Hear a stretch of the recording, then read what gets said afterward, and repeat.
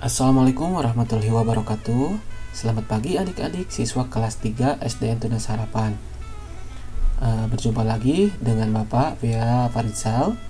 Nah, hari ini kita akan belajar tema 1 subtema 1, masih tentang ciri-ciri makhluk hidup.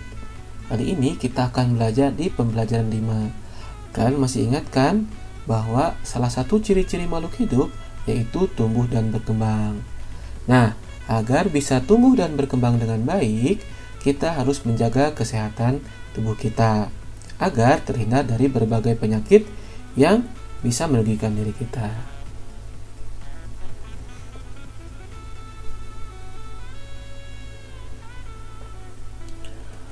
Nah, kali ini kita akan belajar mengenai menulis cerita menggunakan kosakata yang tepat, mengidentifikasi kebiasaan yang baik sebelum dan sesudah melakukan kegiatan, menceritakan pengalaman bersyukur kepada Tuhan, menghitung penjumlahan tanpa menyimpan bilangan. Sudah siap adik-adik untuk belajar? Jangan lupa disiapkan alat tulisnya. Yuk disimak penjelasannya.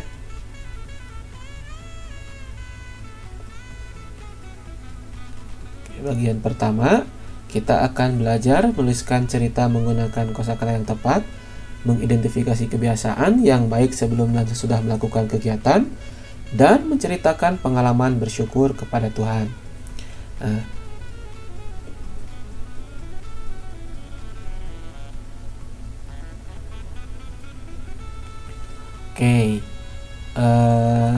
Di masa pandemi seperti saat ini, kita harus melakukan kebiasaan-kebiasaan baik. Karena sekarang pemerintah sudah menerapkan pola adaptasi kebiasaan baru agar kita selalu sehat. Nah, tahukah kalian apa saja sih kebiasaan baik yang bisa kita lakukan untuk menjaga kesehatan tubuh kita? Coba ada yang tahu?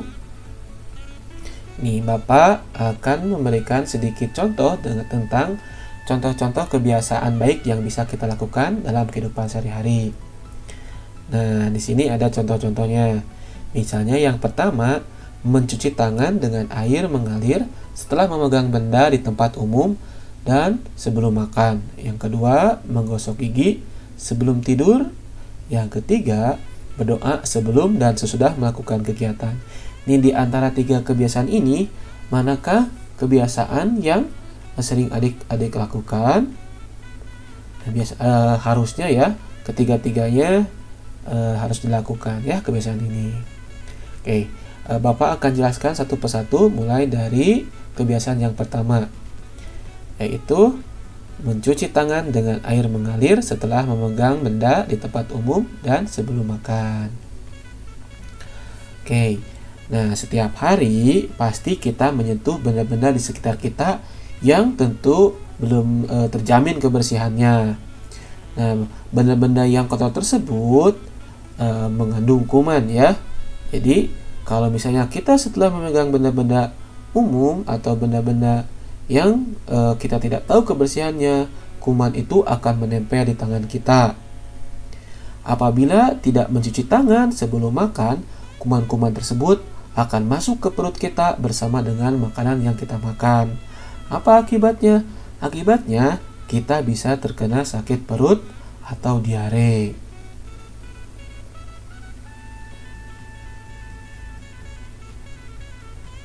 Nah, untuk kebiasaan yang kedua yaitu menggosok gigi sebelum tidur. Masih ingat lagu Bangun Tidur Terus Mandi, tidak lupa menggosok gigi. Nah, selain setelah bangun tidur, menggosok gigi juga harus dilakukan sebelum tidur. Nah, kenapa? Karena menggosok gigi sebelum tidur merupakan kebiasaan yang baik. Menggosok gigi dapat membersihkan gigi kita dari sisa makanan dan terbebas dari kuman.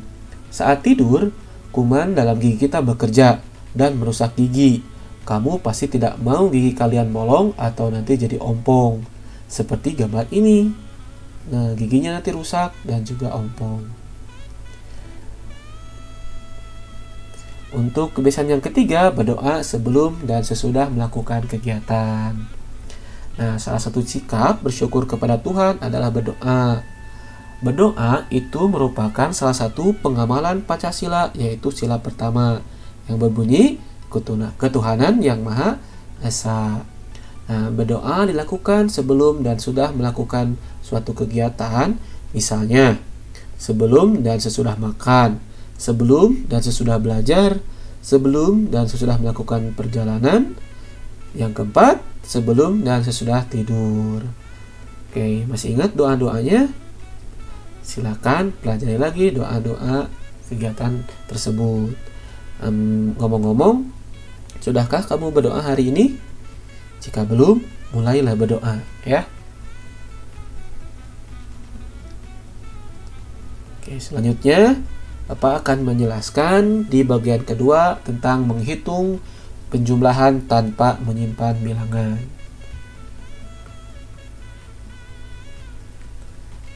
Oke, adik-adik masih ingat bilangan 4 angka?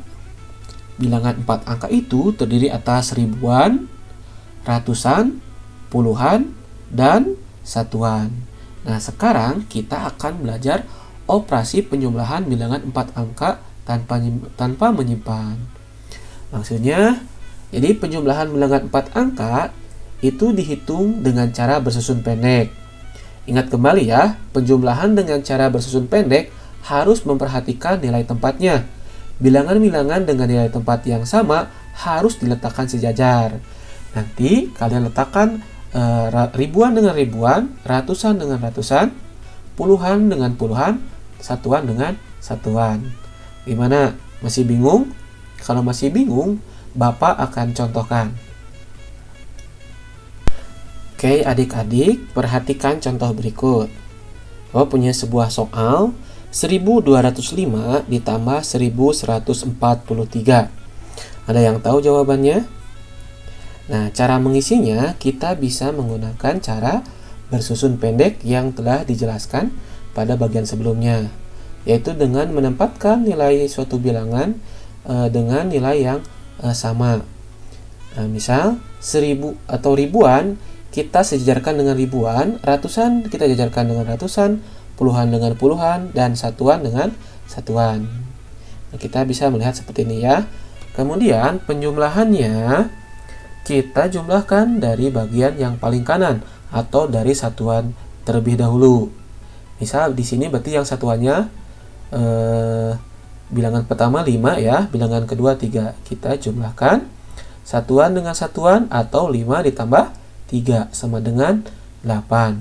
Selanjutnya bergeser ke sebelah kiri, yaitu bilangan puluhan dengan puluhan, atau 0 ditambah 4 sama dengan 4. Selanjutnya yang ketiga, ratusan dan ratusan. Kita jumlahkan, jadi 2 ditambah 1 sama dengan 3. Dan yang terakhir, ribuan dengan ribuan, 1 tambah 1 sama dengan 2. Berarti disusun dari sebelah kanan atau dari sebelah kanan kalian berarti 8, 4, 3, 2. Atau bisa disebut dengan 2348. Nah, jadi 1205 ditambah 1143 sama dengan 2348. Bagaimana? Mudah kan? Nah, silahkan kalian berlatih sendiri. Sekarang kerjakan soal-soal latihan yang akan Bapak kirimkan setelah ini. Selamat mengerjakan. Terima kasih atas perhatiannya. Wassalamualaikum warahmatullahi wabarakatuh.